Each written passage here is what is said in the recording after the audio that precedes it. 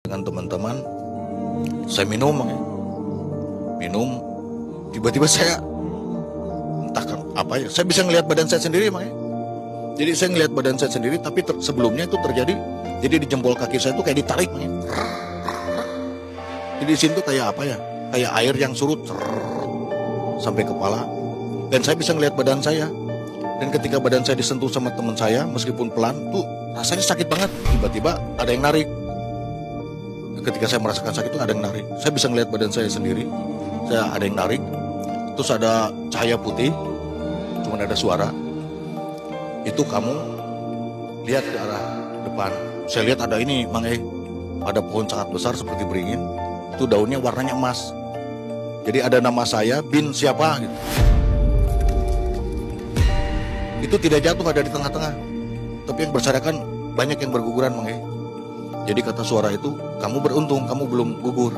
Karena si daun itu ada di tengah-tengah, Jadi saya udah meninggal belum? Belum. Kamu lihat ke sebelah kanan. Saya lihat di sebelah kanan tuh ada orang-orang ganteng-ganteng, ganteng, cantik-cantik. Saya tanya ke cahaya itu siapa? Itu yang meninggal di terowongan Mina.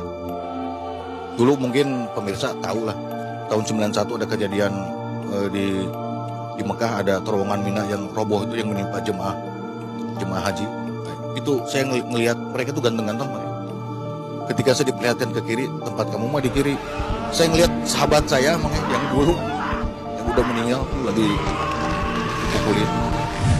Saya kan bingung, jadi saya harus masuk ke mana? Ke sana, karena yang kamu sembah itu beda, salah yang kamu sembah itu. Suara itu yang ngasih tahu. Itu dalam keadaan mati suri. Mati suri ya, Ini kenapa saya bisa ngelihat teman saya lagi dipukulin gitu. Banyak banget, terus banyak teriakan, wah ampun, Allah Akbar. Wah pokoknya ceritanya, kalau saya dengar mungkin saya nggak tahan, untuk yang kedua kali mungkin saya nggak tahan, saking banyaknya cerita. Setelah itu kamu pulang lagi aja, karena belum waktunya kamu. Nah ketika saya sadar, saya pegang-pegang ini, kayaknya ini boeh mungkin, kan orang meninggal biasanya ada boeh, tapi ketika saya pegang, bukan, ternyata saya masih di saung itu, saung di pinggir sawah, karena kejadiannya mati suri itu saya di sawah. Nggak ada yang tahu waktu Pada lari semua karena ketakutan, ketakutan dimarahin sama keluarga saya. Jadi itu teman-teman mabuk lari semua. Lari semua ketakutan, dan akhirnya saya sadar pas saya tanya, kok jamnya udah jam sore banget.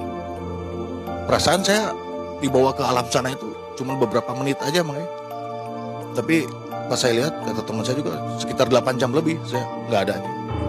Waktu mati suri orang tua tahu? Nggak tahu, kan posisinya di tengah sawah. Jadi saat mati suri itu, saya ternyata saya mohon maaf ya jika ada yang tersinggung pemirsa. Jadi saya bukan menjelekkan suatu agama ya, Jadi selama ini yang saya sembah itu ternyata bukan Allah yang menciptakan kita, Itulah yang menimbulkan rasa saya untuk menjadi seorang mu'alaf, Kenapa saya ingin jadi mu'alaf? Karena kejadian mati suri itu. Kedua, saat waktu bangun dalam keadaan mati suri itu, terdengar azan jauh tapi menyentuh hati, Allahu Akbar, Allah, enak banget gitu, kayaknya sejuk. Lalu saya cerita ke teman saya, gimana sih syaratmu masuk Islam? Udah cukup bahasa syahadat aja, emang kenapa? Saya pengen masuk Islam, kata saya.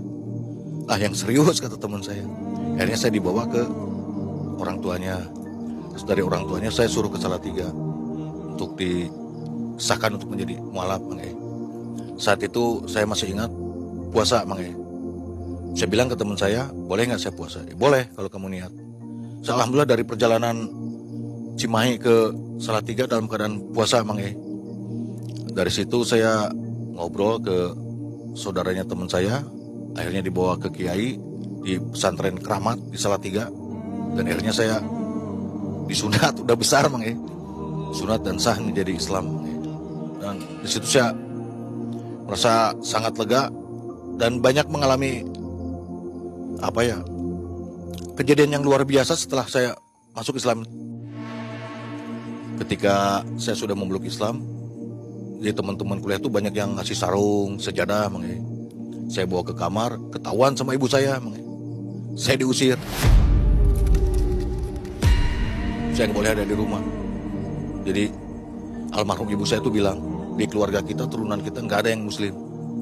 Kalau kamu muslim keluar dari rumah. Saya keluar dari rumah makanya. Jadi saya hidup perjalanan.